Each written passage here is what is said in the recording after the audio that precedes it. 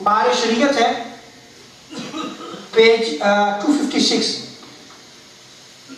دیکھیں جو مشاجرات، جو لڑائی جھگڑے ہوئے نا صحابہ کرام کے لیے، یاد رکھیں آپس میں ان کو خبردار آپ موضوع گفتگو بنائیں، یہ منع ہے، یہ منع کیا گیا ہے. لیکن چونکہ میرے اوپر آئے تو میں اس کو بیان کر رہا ہوں.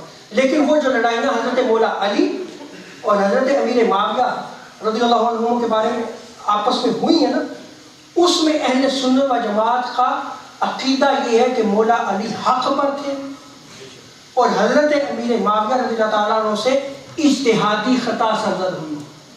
یہ جملہ ہے. اب آپ کو تو پھر اس کا مطلب اردو بھی پڑھنا نہیں آتی.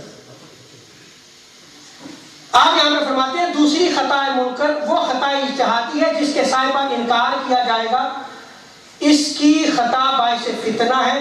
حضرت امیر معاویہ رضی اللہ تعالیٰ عنہ کا حضرت سیدنا امیر المومنین علی المرتضیٰ سے خلاف اس قسم کی خطا کا تھا، اور فیصلہ وہ جو رسول پاک صلی اللہ علیہ وسلم نے فرمایا کہ مولا علی کی ڈگری اور امیر معاویہ کی مغفرت. یہ ہمارا عقیدہ ہے. دوسرا، ہمارے عقائد کی کتابوں میں جو بیان کیا گیا ہے، میں نے ایسا کوئی جملہ، حالانکہ میں نے اس کو ریموو بھی کر دیا، لیکن اللہ تعالیٰ بہتر کارساز ہوتا ہے کہ جس طرح انہوں نے سوشل میڈیا پہ اس کو اٹھایا، میری فیس بک آئی ڈی کے ساتھ جو ہے وہ وائرل باقاعدہ کیا گیا، اس پہ باقاعدہ طور پہ جو ہے وہ عبارت یہ موجود ہے، عبارت موجود ہے.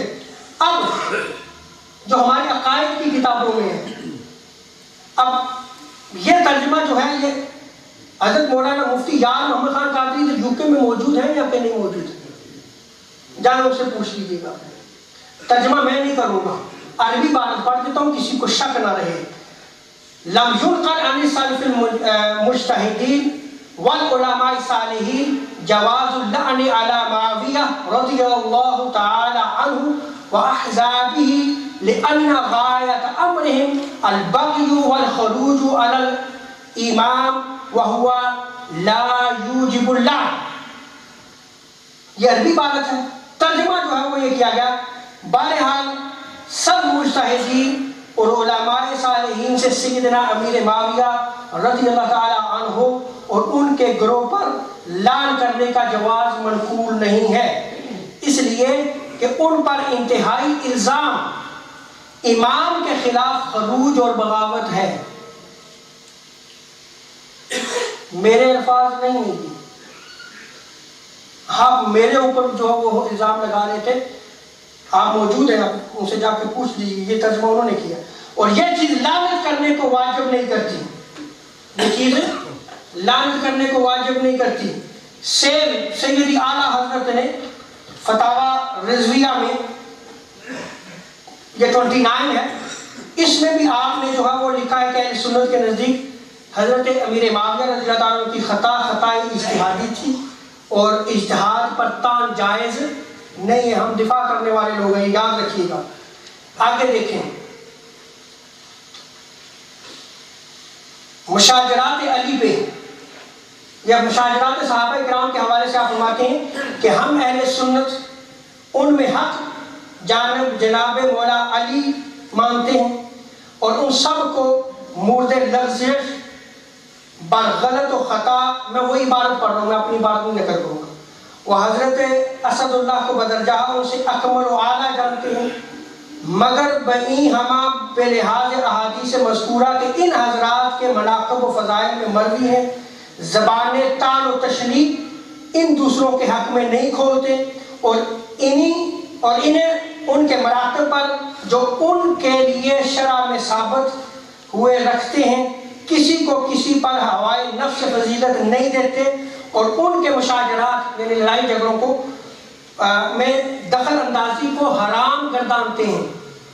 آگے فرماتے ہیں آپ کہ ہم اہل سنت کے نزدیک ان میں سے کسی ادنا صحابی پر بھی طعن جائز نہیں ہے.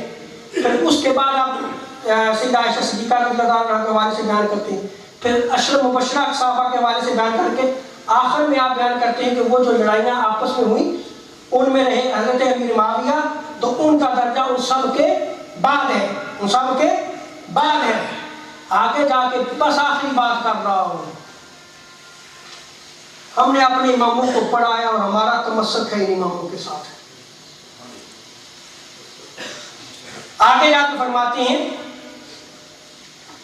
کہ مگر فضل صحبت اور شرف صحابیت اور فضل اور شرف سعادت خدائی دین ہے جس سے مسلمان آنکھ بند نہیں کر سکتے، تو ان پر لعن طعن یا ان کی توہین و تنقید کیسے گوارا رکھیں اور کیسے سمجھ لیں کہ مولا علی کے مقابلے میں انہوں نے جو کچھ کیا بربنائے نفسانیت تھا، یعنی وہ صحابہ جو حضرت مولا علی کے خلاف جب خروج کیا۔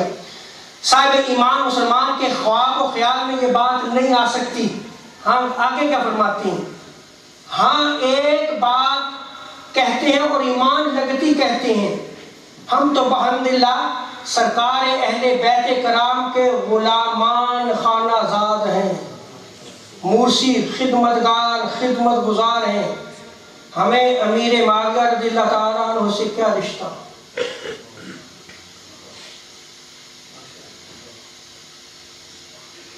آپ سمجھ لیں یہ ہمارے امام بیان کر رہے ہیں۔ پھر آگے جا کے آپ فرماتے ہیں خدا نہ خواستہ ان کی حمایت بے جا کریں، ہمیں امیر معاویہ رضی اللہ تعالیٰ عنہ سے کیا رشتہ، خدا نہ خواستہ ان کی حمایت بے جا کریں، مگر ہاں اپنی سرکار کی طرفداری اور امر حق میں ان کی حمایت و پاسداری اور ان حضرت امیر معاویہ کا خصوصاً الزام بدگویاں بد زمانوں کی تہمتوں سے بری رکھنا منظور ہے کہ ہمارے شہزادہ اکبر حضرت صفت اکبر حسن مجتبی رضی اللہ تعالیٰ عنہ نے حسب بشارت اپنے جد امجد سید المرسلین کے بعد اختتام مدت خلافت راشدہ کے منہاج نبوت پر 30 سال رہی اور سیدنا امام حسن مجتبی کے 6 ماہ مدت خلافت پر ختم ہوئی۔ آج لوگوں کو یہ بھی علم نہیں ہے۔ اور اس میں جا کے آپ فرماتے ہیں کہ انہوں نے حضرت امام حسن مجتبی نے امور مسلمین کا انتظام و انصرام امیر معاویہ کو سپرد کر دیا۔